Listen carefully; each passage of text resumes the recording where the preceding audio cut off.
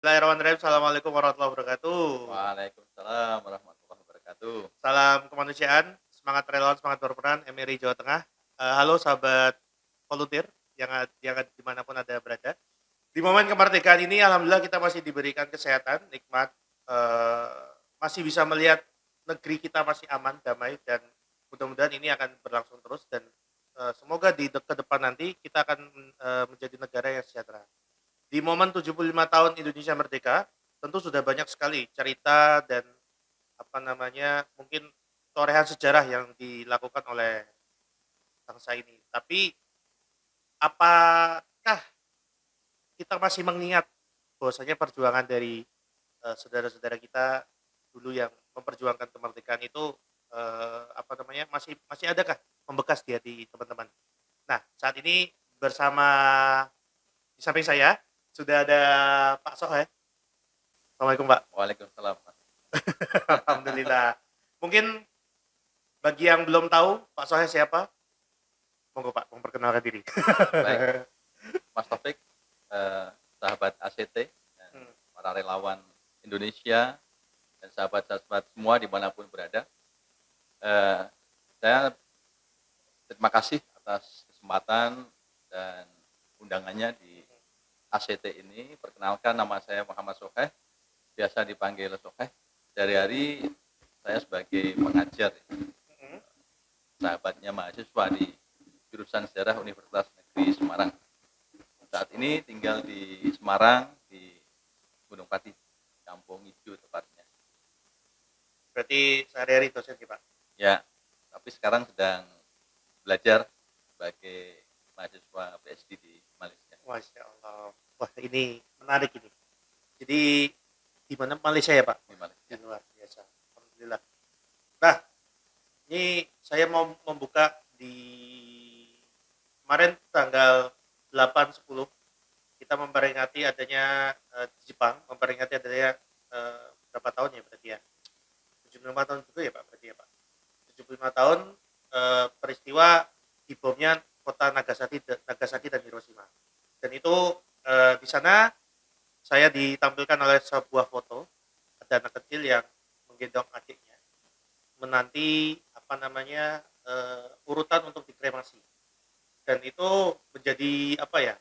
Salah satu apa namanya hal yang viral di Jepang dan bahkan mereka sampai sekarang itu mencari siapa sosok kakak itu, kakak yang menggendong adiknya itu. Nah, ini itu adalah sebuah potret mungkin masa lalu di mana perang itu adalah sebuah hal yang sangat tidak mengenakan ya.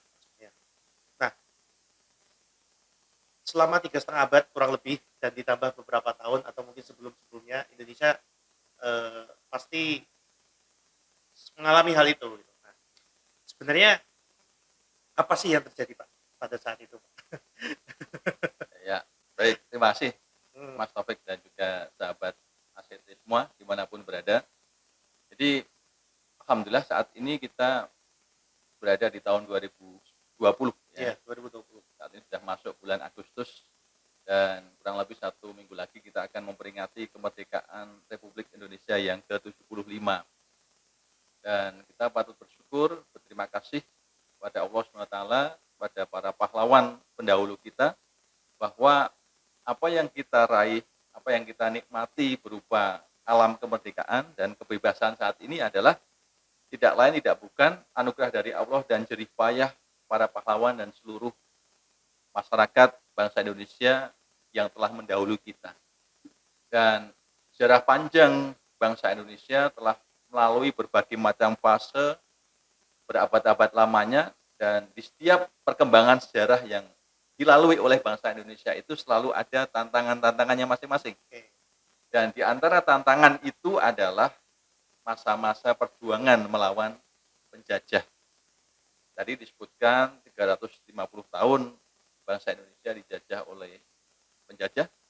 Ya, ini masih debatable, tapi memang Belanda, kemudian ada Inggris, ada Jepang, itu adalah di antara bangsa-bangsa asing yang pernah berkuasa dan melakukan kolonisasinya di Indonesia. Maka pas fase-fase penting di dalam perjalanan sejarah kita salah satunya adalah perang.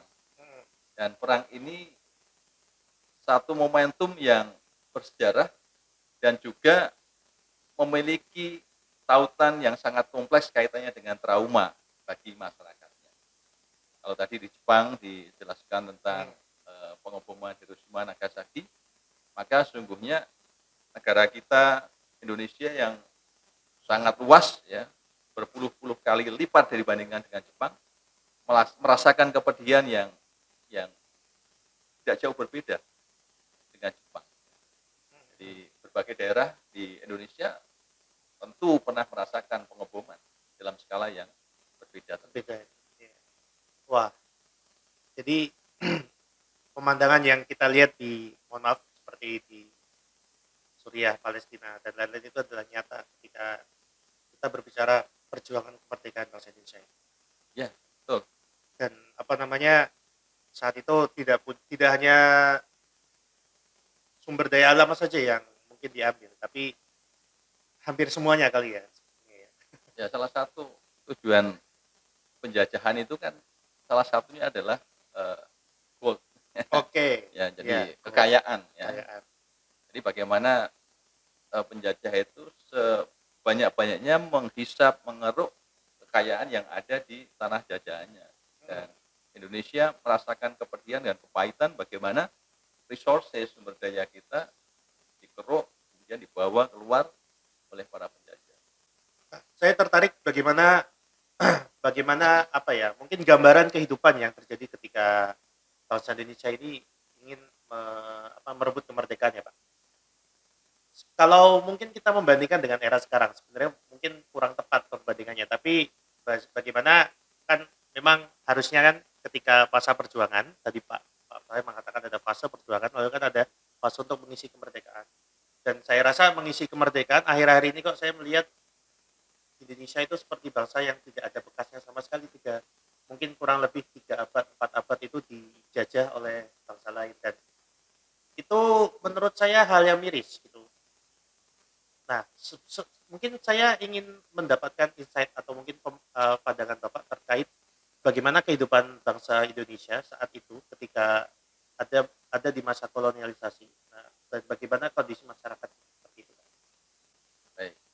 Jadi kita perlu mengingat kembali pesan Bung Karno, Oke. lagu proklamator kita, jas merah, jangan sekali-kali melupakan sejarah. Karena sejarah adalah guru yang penting, kaca penggala bagaimana kita untuk melihat, bercermin dengan masa lalu untuk menatap masa kini dan masa depan. Dan ekses dampak dari penjajahan yang didera atau dirasakan oleh bangsa Indonesia itu teramat pedih karena menyisakan problematika yang kalau kita tarik itu juga punya akses sampai dengan kondisi sekarang. Di antaranya adalah keterbelakangan, Oke. kebodohan, kemiskinan, dan problem berkaitan dengan karakter. Jadi lemahnya sebagian masyarakat, tidak semua ya saya mengatakan, Oke. sebagian berkaitan dengan karakter building. Dan itu adalah mental-mental yang dibentuk oleh penjajah sehingga dikatakan bermental inlander. Inlander itu bahasanya adalah pribumi. Oke. Mental inlander yang disampaikan oleh penjajah Belanda itu adalah memposisikan orang pribumi, bumi putra dalam posisi rendah. Maka seringkali orang-orang bumi putra pribumi merasa ada sindroma inferior. Oke. Jadi kekurangan percaya diri ya, ketika bertemu dengan orang-orang barat. Dalam hal ini. Oke, jadi saya teringat cerita ibu saya. Dia kalau dulu itu melihat orang tinggi, putih, dengan rambut pirang, model-model Belanda seperti itu, mereka banyak yang kabur, Pak, anak-anak kecilnya dulu itu. Dan itu mungkin apa ya, mungkin efek kecil, mungkin kondisi kecil yang dirasakan, mohon maaf, masyarakat pada saat itu nih, Pak. Ya. Jadi kan ada namanya stigma, trauma, stereotip itu kan melekat ya di alam bawah sadar masyarakat termasuk anak-anak. Kesan terhadap orang kulit putih dalam hal ini adalah Eropa, Belanda itu kan juga tertanam kuat ya, sebagai bangsa penjajah waktu itu. Jadi menakutkan ya. Ada kesan-kesan kembali lagi untuk menjajah mungkin bisa jadi ya. Iya, bisa jadi ya. Tapi tentu saat ini di era yang sudah berubah, patutnya kesan-kesan itu kita bisa bongkar dan bisa perbaiki ke depan. Saya tadi apa namanya tertarik dengan apa namanya pribumi, maksudnya inlander gitu Pak, masyarakat pribumi inlander. Apakah apa namanya kalau saat itu nggak semuanya memang mungkin bisa merasakan bagaimana mungkin penghidupan yang layak. Tapi apakah masyarakat yang merasakan penghidupan layak itu mereka menjadi apa ya sosok-sosok yang mungkin orang-orang yang mungkin jadi pionir dalam memperjuangkan atau mungkin menyuarakan kemerdekaan Pak atau menyuarakan perlawanan. Baik, jadi di setiap fase perjuangan Hmm. satu bangsa itu ada muncul istilahnya creative minority. Oke. Jadi orang-orang atau kelompok ya, atau golongan umat ya, Hmm. yang meskipun jumlahnya kecil, Hmm. tapi mereka kreatif dan berpikir besar Oke. untuk melakukan perubahan di dalam rangka menyelamatkan kondisi masyarakatnya. Dan di antara kreatif minority itu kita jumpai di antaranya misalnya kalangan ulama. Hmm. Kemudian beberapa adalah kalangan elit terpelajar, Oke. termasuk mahasiswa dan pemuda pada waktu itu. Mereka adalah orang-orang yang tersadarkan, tercerahkan, Hmm. dan merasa terpanggil, kemudian tertantang dan bertanggung jawab untuk menjawab tantangan zamannya, membebaskan bangsanya dari penjajahan. Oh, berarti kita bisa mungkin mengingat mungkin surat-surat yang dikumpulkan apa mungkin yang dibuat untuk oleh R.A. Kartini jadi dikumpulkan dalam satu buku yang dinamai habis habis gelap terbitlah terang ya Pak. Dan itu menjadi mungkin salah satu contohnya atau Salah mungkin satu. kita mengingat eh Yahya Jamat Dahlan kali ya mungkin ya. Beliau mendirikan sebuah sekolah dan itu mungkin bentuknya untuk bagaimana mencerdaskan warga-warga yang apa masyarakat pada saat itu mungkin seperti itu kurang lebih Pak. Ya, Mung- Kartini, Mhm. Ahmad Dahlan itu di antara contoh-contoh. Di antara contoh itu atau mungkin ada nggak Pak mungkin sosok lain yang pernah Bapak temui atau mungkin pernah Bapak jumpai atau bahasanya pernah Bapak temukan di sebuah literasi bahwasanya ini tokoh yang cukup berpengaruh dan bahkan ini tidak terpublis sama sekali. Ya, kalau dalam perjalanan sejarah kita, dalam Hmm. rentang yang panjang ya, tentu kita harus harus cari dari episode perjalanan sejarahnya yang panjang Oke. itu ada orang-orang ya, yang kadang tidak tersentuh oleh oleh sejarah. Hmm. Tidak tersentuh itu karena apa? Karena dia bukan orang besar, dia Hmm. bukan kalangan bangsawan, dia bukan kalangan ulama, Hmm. tapi dia punya peran di dalam eh, menggugah kesadaran di dalam melakukan perubahan-perubahan sosial di masyarakat. Dan itu ada di dalam Oke. perkembangan-perkembangan sejarah bangsa kita. Di antaranya misalnya para petani, para Hmm. petani di awal abad ke-20, ya, kemudian sebelumnya di awal abad ke-19 Iya. itu sudah merasa resah, ya, gelisah terhadap okupasi dan pemerasan, ya, pembelakuan pajak yang tinggi oleh Belanda sehingga menjadikan kesejahteraan pribumi itu menjadi menjadi Hmm. menurun, Jadi menjadi menurun. miskin. Hmm. Di antaranya adalah kita lihat di Banten tahun 1888 Hmm. itu para petani di Banten melakukan pemberontakan terhadap Belanda. Petani, kelompok Petani, petani gitu kelompok Pak. petani, Oke. bukan orang besar, Bukan orang itu besar. petani. Dan di antaranya dipimpin oleh ulama-ulama desa. Yang Oh. itu kalau kita cari di literatur atau gambar-gambar pahlawan saat ini nggak ada. Tapi mereka punya kontribusi yang tidak kalah besarnya.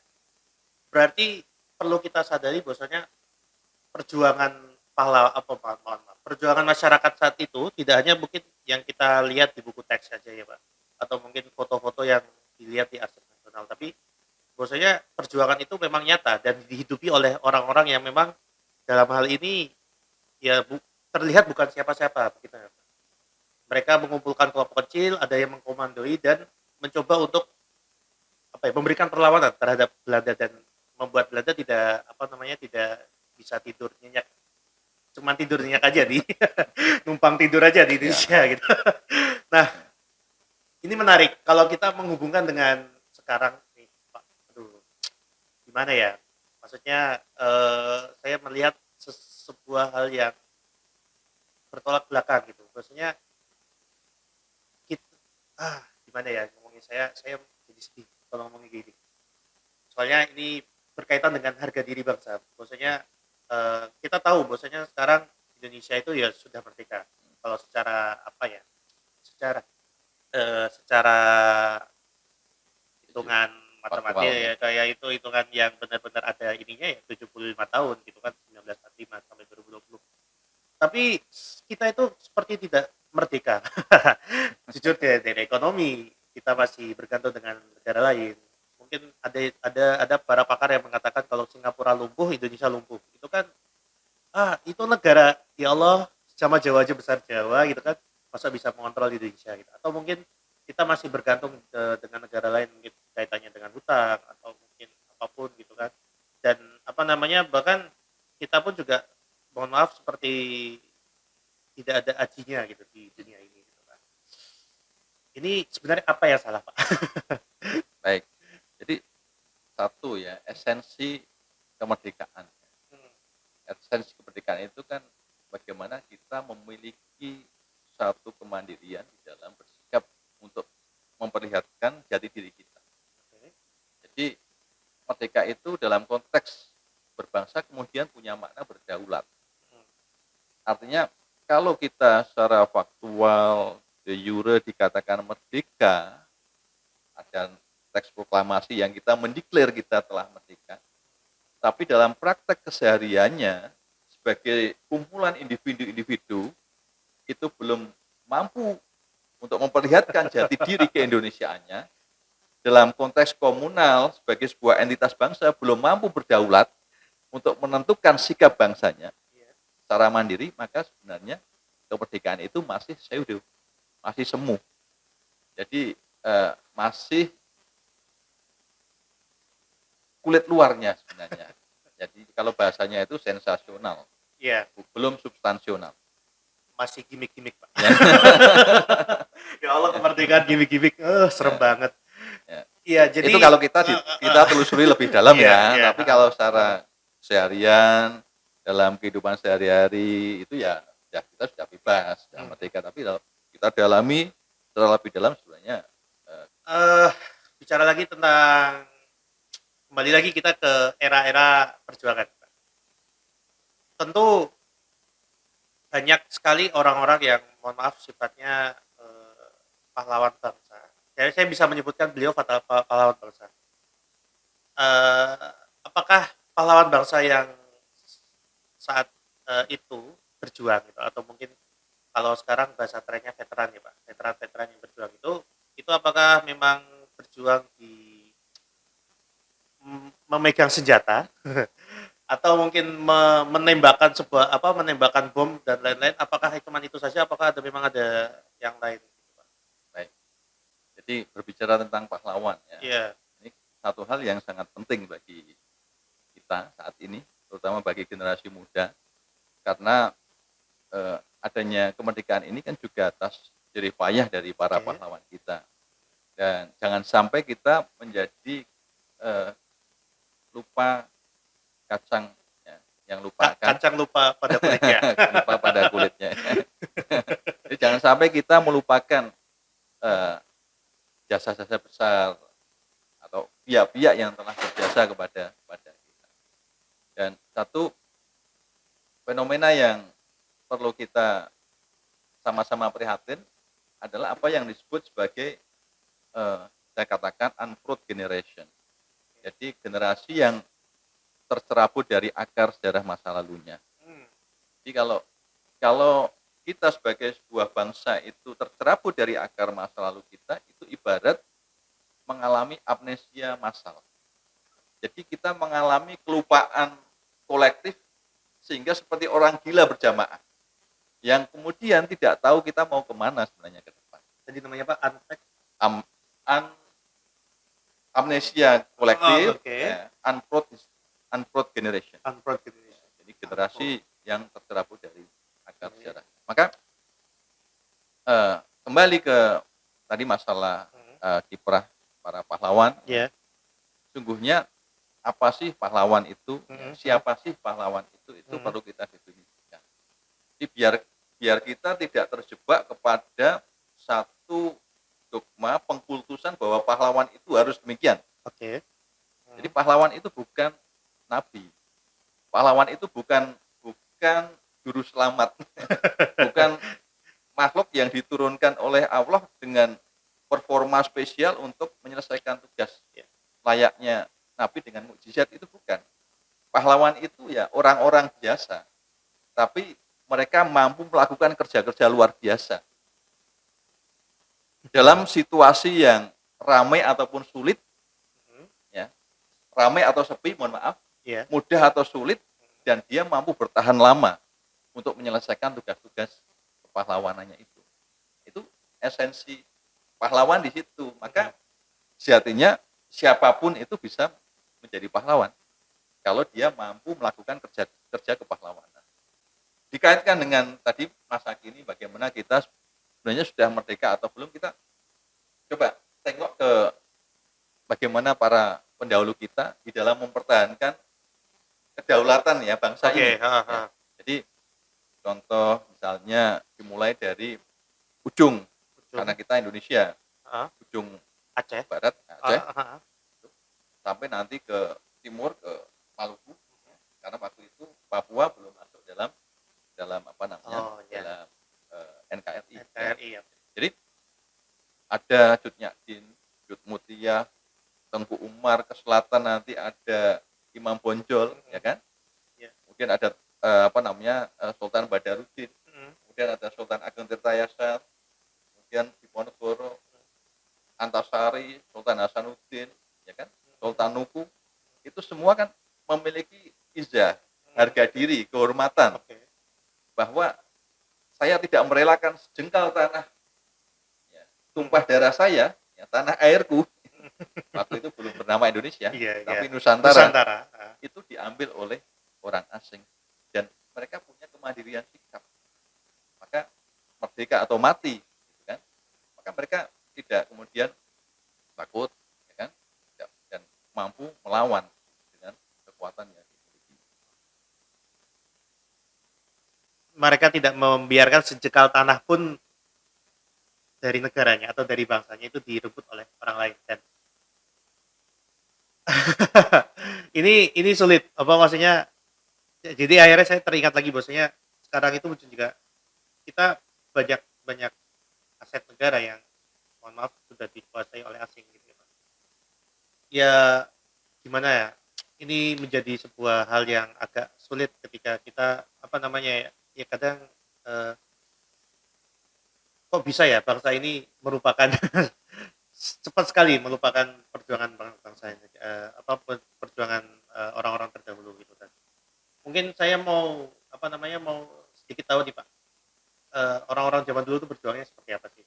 Apakah memang semuanya pegang senjata atau semuanya lempar bom atau mungkin semuanya pakai bambu runcing atau seperti apa gitu Pak? Itu mungkin sesuatu yang menarik untuk kita bahas. Itu kan menyangkut strategi, teknik, dan peralatan di dalam perang ya. Tentu macam-macam ya. Lihat konteks zamannya, waktunya, masanya, dan daerahnya. Ada daerah-daerah yang perjuangannya menggunakan bambu runcing, menggunakan keris, tombak, pedang, itu ada. Ya kan? Ada daerah-daerah yang sudah senjatanya modern, meriam. Itu seperti yang ada di Banten, itu sudah menggunakan meriam. Di daerah Selat Sunda itu atau di Banten, di Banten di Kesultanan Banten. Kemudian Aceh sudah persenjataannya sudah maju karena memang interaksi Aceh itu kan sudah kosmopolitan. Betul. Interaksi dengan Singapura, dengan Semenanjung Malaya, dengan Turki Utsmani waktu itu kan memang sudah dekat. Jadi lihat daerahnya. Tapi kalau kita lihat gambaran umum di pedesaan, itu memang secara umum masih menggunakan peralatan yang tradisional. Di keris, tombak, bambu runcing gitu, kemudian bambu dikasih ujung yang lancip gitu Iya, iya, ya. iya. Itu. Hmm, Tapi seperti itu. Jadi macam-macam. macam-macam ya, Pak. Kalau kaitannya dengan peran, ya ada yang berperan sebagai ahli strategi di depan, ya, ada yang kemudian berperan sebagai tentara, laskar ya, untuk perang, ada yang berperan sebagai telek sandi, mata-mata gitu kan. Itu juga perannya penting itu, mata-mata itu. Ya. Oke. Ada yang berperan sebagai logistik, jadi membuat dapur, Hmm, dapur-dapur umum. Ada yang nanti berperan sebagai pemompa semangat, agitator, ya, hmm, sebagai hmm. orator, ya, biasanya para ulama begitu, ya, macam-macam. Macam-macam ya, Pak. Dan ini mungkin perlu saya sebut nih, Pak. Ini harusnya sih mereka punya peran khusus. Pemuda saat itu tuh ngapain, Pak? Ya, Maksudnya anak-anak muda, masuk ya cuman ikut-ikut aja. Pasti mereka juga punya semangat lebih gitu. jadi kalau coba kita amati dalam Hmm. sejarah perang, Hmm. mayoritas yang turun di medan laga ya pemuda. Oke. Gitu.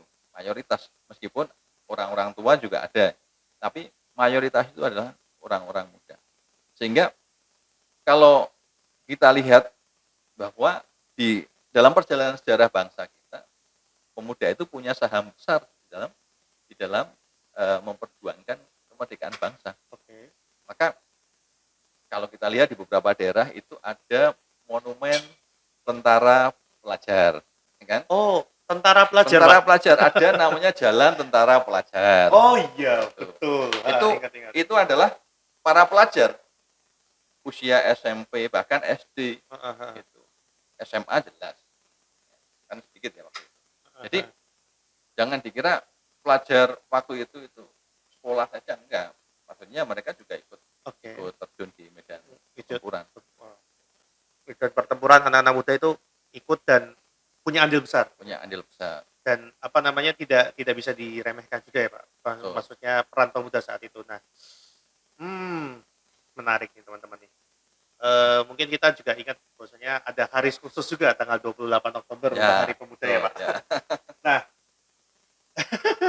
ini malu saya menyebutnya gitu. Tapi kalau pemuda sekarang, apakah masih bisa dikatakan kita ini adalah orang-orang yang, mohon maaf, punya andil yang cukup besar bagi bangsa Indonesia? Padahal saat ini kita lebih sering mungkin bercandaan lewat meme atau gambar-gambar lucu, atau mungkin kita lebih suka untuk ya main game smartphone gitu, Pak. Ya. Ini apakah kita termasuk orang yang unproud Jadi kalau generation? kita harus harus fair ya, Iya, fair iya. melihat melihat kondisi ya realitas itu.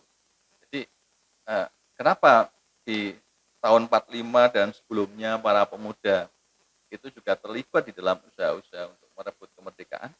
Karena para pemuda waktu itu adalah orang-orang yang sadar, tercerahkan dan terpanggil dan melihat langsung tantangan real di depan matanya. Ya kan? Sehingga mereka tidak bisa berdiam diri ketika orang tuanya, rumah-rumahnya, hasil pertaniannya diambil, dibawa lari oleh penjajah kan satu yang secara secara kasat mata terlihat bahwa itu mengusik nuraninya, mengusik hatinya. Berarti Ya. dengan kata lain, pemuda sekarang lebih terlalu nyaman, Nah, Pak. inilah kenapa kemudian saat ini yang perlu saya kira saya tidak akan menjawab dan membandingkan ya, Oke. tapi bagaimana para pemuda saat ini semestinya sadar tentang tantangan zamannya di saat ini. Oke. Iya. Sehingga mereka berada pada posisi terdepan, layaknya pemuda-pemuda di masa lalu yang sadar bahwa musuhnya sudah dekat. Iya, iya. Nah, saat ini kita itu belum sadar bahwa musuh kita itu sudah ada di depan kita. Apa itu, Ya, Pak? di antaranya Hmm. adalah persoalan kemiskinan. Oke. Satu. Kemudian rendahnya kualitas sumber daya manusia kita. Kebodohan, ya kan? Kemudian pada persoalan adalah kapitalisme global. Jadi penjajahan sektor ekonomi, ya kan? Kemudian nanti ada persoalan lain misalnya persoalan tentang terorisme, radikalisme. Ini itu real di depan mata dan sudah masuk di dalam ruang-ruang kehidupan seharian kita, tapi kita tidak terasa. Kita tidak tahu bahwa sebenarnya kita itu sudah dijajah. Ya kan? Itu ya. Itu kalau kita bayangkan, imajinasikan di tahun 40, tahun 45, sebenarnya itu ibarat serdadu Belanda sudah masuk di rumah kita, tapi kita nggak tahu. Gitu. Itu kondisi saat ini. Serdadu Ya kan? udah masuk di rumah kita, Tapi kita nggak tahu. nggak tahu. Bahkan mempersilahkan, silakan ambil apa namanya perhiasan saya, harta benda saya. Itu kan saat ini kan seperti itu di era Oke. kapitalisme global. Kita tidak mampu mengidentifikasi tentang masalah real yang kita hadapi sendiri. Apa mungkin bahasa modernnya itu nggak peka gitu ya Pak? Ya, ya itulah. Insya Allah. Begitu. Kembali lagi. Ini menarik kalau kita ngomongin pemuda zaman sekarang dengan perbandingan. Ya jadi sih sebenarnya bukan perbandingan yang pas, tapi jujur kalau mungkin kita lihat kasat mata itu sangat jomplang Pak. Apalagi mungkin dari sisi perjuangan ya, etos kerjanya juga kadang juga ada beberapa yang juga tidak sama gitu kan. Apakah ini ideal untuk bangsa Indonesia untuk ke depan Pak? Karena kita tahu ya jujur sekarang aja tantangannya sudah luar biasa. Tadi kan sudah sangat, sangat banyak sekali poin yang Bapak Soeh sampaikan. Apakah ini akan baik-baik saja untuk bangsa Indonesia ataukah ada sesuatu yang akan menyebabkan ini adalah sumber dari masalah ke depan? Mari kita belajar misalnya ya dari orang-orang muda waktu itu. Misalnya Cokro Aminoto, Iya. belajar dari Soekarno, belajar dari Sudirman. Itu kan orang-orang yang dia fokus dengan perjuangannya, Mm-mm. entah dipuja, entah dihujat, entah dibully, bahkan dipenjara, bahkan Diasingkan ya Pak. diasingkan, ya, bahkan dibunuh pun mereka tetap komitmen dengan jalan perjuangannya itu. Karena mereka sudah tahu tentang musuh, ya, tantangan yang ada di depannya. Saya kira kita perlu belajar dari sosok-sosok beliau itu dan coba hadirkan tantangan waktu itu dikontekskan dengan tantangan sezaman masa kini. Berarti mohon maaf saat itu visinya mereka jelas ya Pak? Jelas dan mereka bisa mengidentifikasi masalah apa yang mungkin ada di sekitarnya dan apa saja tantangan mereka dan mereka tetap terus untuk menggapai visi itu. Nah, dan itu mungkin yang sekarang kurang di pemuda sekarang ya Pak. Jadi contoh Soekarno itu visinya sebenarnya adalah persatuan. Soekarno itu visinya persatuan. Jadi kalau kita maka dia kalau di dalam kaitannya dengan Pancasila itu kalau diperas kan dia merumuskan tentang gotong royong. Yeah. Tapi konsep besarnya itu ada dalam pikiran dan kepalanya itu adalah persatuan. Persatuan. Kalau Cokro Aminoto itu adalah visinya adalah keadilan sosial. Maka bagaimana menghadirkan keadilan itu bagi masyarakat. Ya. Jadi keadilan itu beda dengan kesejahteraan, dengan kemakmuran. Kalau makmur itu adalah merata pada sisi orang bahagia. Jadi orang yang bahagianya itu lebih banyak daripada orang yang susah. Itu namanya makmur. Tapi kalau adil itu kita mampu mengeliminir dan menghilangkan orang-orang yang terdolimi. Orang-orang yang tidak mendapatkan sentuhan-sentuhan pembangunan. Mampu melihat, menyisir, bahkan kemudian mengangkat mereka. Itulah Cokro Aminoto. Nah, sekarang pemuda-pemuda kita apakah punya visi besar tentang persatuan? Bagaimana kalau kita bedah, kalau kita tanya tentang apa yang ada dalam pikiran mereka, adakah pikiran persatuan itu? Adakah mereka terpanggil untuk menghadirkan keadilan sosial bagi masyarakat? Gitu. Nah, ini saya kira Mas Taufik juga lebih paham ya.